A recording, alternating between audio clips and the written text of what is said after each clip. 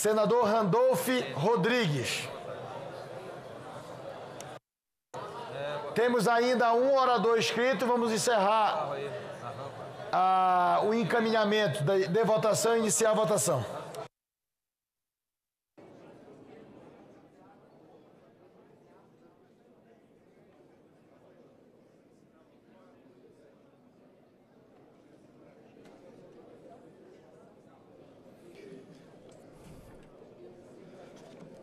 Senhor presidente,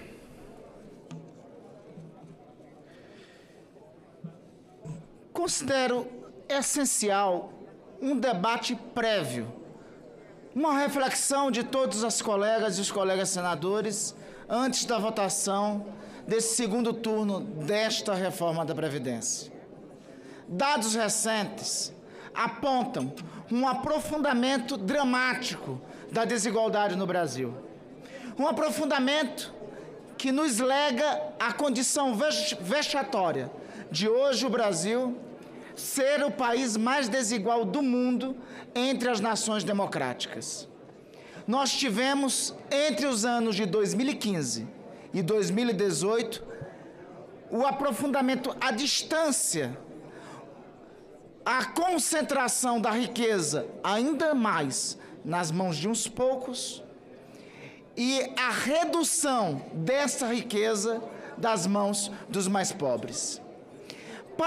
Paralelo a isso, presidente, é importante destacar que programas sociais como Bolsa Família, nesse período, tiveram também redução.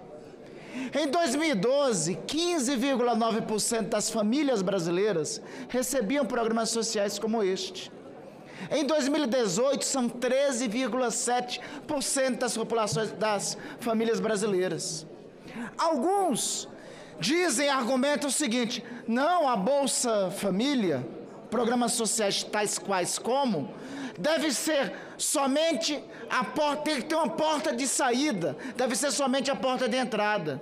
Pois bem, o que está acontecendo é que nós temos uma porta de entrada na Bolsa Família, não tem nenhum programa de saída, e as pessoas que perdem programas sociais como estes estão ficando desamparados de qualquer proteção social. Os números recentes da pesquisa do IBGE dão conta que os 10% mais ricos concentram incríveis 43,1% da massa de rendimentos do nosso país, enquanto os 10% mais pobres, só 0,8% da renda. Não tem paralelo entre nações democráticas de desigualdade tal qual essa. O rendimento médio mensal do 1% mais ricos atingiu os estratosféricos 33,8 vezes mais do que os 50% mais pobres. Então, 1% mais rico do Brasil tem 34 vezes mais renda do que 50% da população mais pobre do país. É uma concentração de renda que aprofunda a desigualdade. Essa concentração, o Sudeste e o Sul têm ampla maioria dos rendimentos dos brasileiros. Senhor presidente, por que eu estou apresentando esses dados de aprofundamento da desigualdade no Brasil? Porque não existe outro caminho que esta reforma da Previdência conduzirá. Aprofundará esta desigualdade. É disso que se trata. É isso que estará sendo votado nessa tarde, nessa noite de hoje. É o aprofundamento disto. Recentemente, o ministro Paulo Guedes esteve na Comissão de Assuntos Econômicos daqui do Senado e ele dizia, em tom de provocação para a oposição, senador Everton, qual é o modelo de vocês? É o da Venezuela? E ele argumentava que o dele era do Chile. Essas últimas 2 semanas entendemos porque o modelo do ministro da Economia é o Chile. O caminho que levou a hecatombe, a rebelião popular nas ruas no Chile, nessas 2 últimas semanas, foi o caminho que o senhor Paulo Guedes, inclusive, ajudou a traçar, levando propostas lá como a tal da capitalização. Foi dito ainda há pouco por um líder que essa seja a última reforma contra os pobres a ser votada. Não será a última. Não será a última. Daqui a pouco eles querem caminhar a capitalização para cá. Não será a última porque há muito tempo que se fala do sacrifício que os mais pobres nesse país têm que fazer. Primeiro dos sacrifícios, tem que votar a PEC do teto dos gastos, que limita os investimentos em educação e saúde no país. Foi votado contra o nosso voto. E aí, nós temos o congelamento de 25 anos dos investimentos nessa área no país e que tem como consequência direta este aprofundamento da desigualdade. Depois disseram, não, temos que votar uma reforma trabalhista. Está aí a reforma trabalhista. Está aí a reforma trabalhista. Aprofundou ainda mais a desigualdade. Além de ter aprofundado ainda mais a desigualdade, nos relegou 40% da população da massa trabalhadora brasileira na condição de subemprego. Se fala hoje de 12 milhões de desempregados, mas não são só 12,8 milhões de desempregados, 13 milhões de desempregados. São 40%, 40 milhões de brasileiros que estão na condição de trabalho precário. E isso é devido à dita reforma trabalhista que foi aprovada. Aí agora não, para retomar o crescimento, aprovemos mais um sacrifício dos mais pobres. Senhor presidente, a pergunta se feita: existem propostas a mais e alternativas que poderiam ser apreciadas em relação a esta. Ninguém debateu aqui, senhor presidente, a tributação sobre os juros sobre o capital próprio no Brasil. Ninguém debateu aqui a revogação de benefícios fiscais entre os anos de 2011 até 2016, ocorreu quase 300 bilhões de reais de renúncia fiscal, de desonerações, de favorecimentos. Não se fala na reoneração de nada disso. É sempre em relação aos trabalhadores que recebem aposentadoria especial em condições precárias, aqueles que trabalham em minas de amianto, aqueles que trabalham como mineiros, aqueles que trabalham em condições de vulnerabilidade, que eu espero que pelo menos estes sejam preservados nesse segundo turno da reforma. Quero lembrar que devido à atuação da oposição, foi possível no primeiro turno salvar o abono salarial das trabalhadoras e dos trabalhadores brasileiros. Faltaram 3 votos para nós garantirmos que os trabalhadores brasileiros continuassem. Os trabalhadores brasileiros que trabalham em condições de periculosidade, em condições de insalubridade, que trabalham em minas de carvão, que trabalham operando raio-x, que trabalham operando as minas de amianto, que esses trabalhadores tivessem preservado o direito à aposentadoria especial. Eu apelo nesse segundo turno, o meu partido, a Rede Sustentabilidade, a oposição, reapresentou o destaque em relação a esse tema. Pelo menos nesse aspecto, reparemos as injustiças que essa proposta de emenda constitucional comete. Senhor presidente, senhoras senadoras, senhores senadores, o texto da Constituição de 1988 trouxe a Previdência Pública baseada em um conjunto de princípios. Um conjunto de princípios que deve, por bem, assegurar a construção de um chamado estado de bem-estar social aqui no Brasil. São esses princípios: a universalidade de participação, a uniformidade e equivalência aos residentes de áreas urbanas, rurais e preservação real do valor dos benefícios, caráter democrático e descentralizado da gestão financeira, da gestão administrativa da Previdência Pública. São esses princípios. Esta reforma derroga todos esses princípios presentes no texto constitucional de 1988.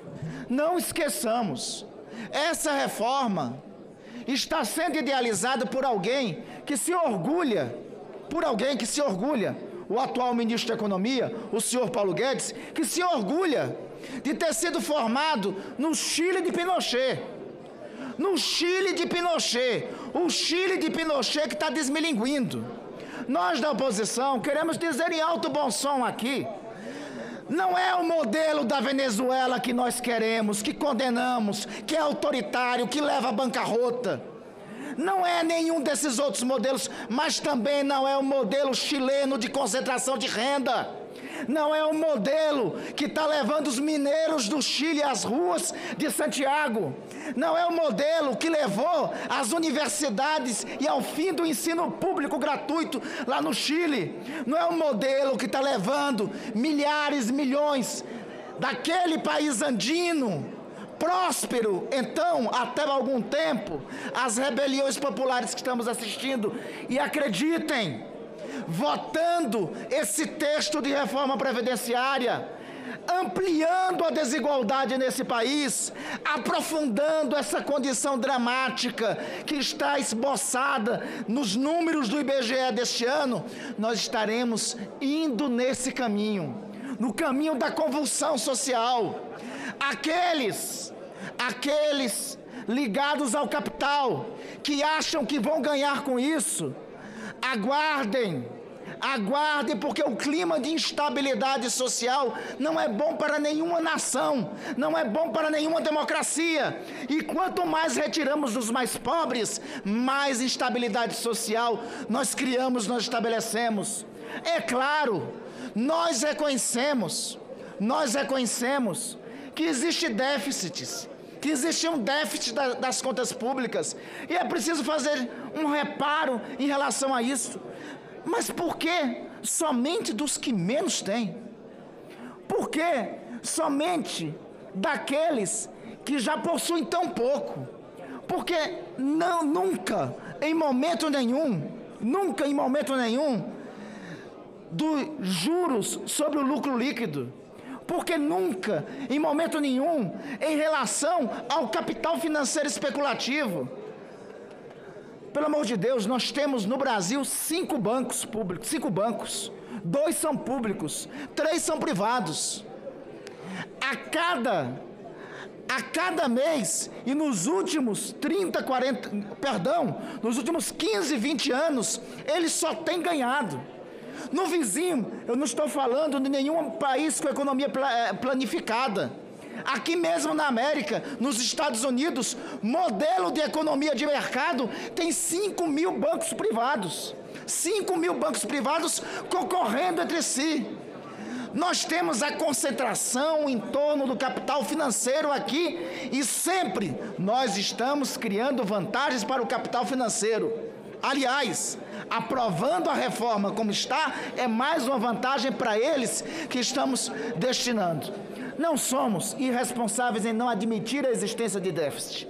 Só temos que apontar que não se sana nenhum déficit retirando direitos daqueles que menos têm, retirando direitos dos trabalhadores. Não faz saneamento de nenhum déficit público retirando princípios e direitos conquistados historicamente pelos mais pobres. Falo para concluir, presidente. Peço dos colegas, senhoras senadoras, senhores senadores, o governo imaginava que essa reforma seria um passeio aqui no Senado. Eu quero saudar os colegas senadores. Na votação do primeiro turno, principalmente em relação ao bônus salarial, esta casa mostrou, em primeiro lugar, que é altiva. Mostrou que pode funcionar como casa revisora do processo legislativo. Se afirmou e disse claramente que não aceitava que qualquer texto viesse para cá carimbado sem alteração. Apelo aos colegas. Tem mais uma injustiça a ser reparada. Vote de acordo, tenho minhas convicções. Já dizia Darcy Ribeiro, em várias das batalhas que eu proferi, que eu participei no decorrer da minha vida, muitas eu não venci. Eu tenho pena dos vencedores e me orgulho das derrotas. Respeito a posição dos colegas em relação ao texto principal, embora eu divirja. Mas peço pelo menos atenção ao destaque apresentado por nós em relação à aposentadoria especial. Significa a manutenção de um direito básico daqueles que são expostos às piores condições de trabalho e que não merecem ter ampliado o seu tempo de aposentadoria.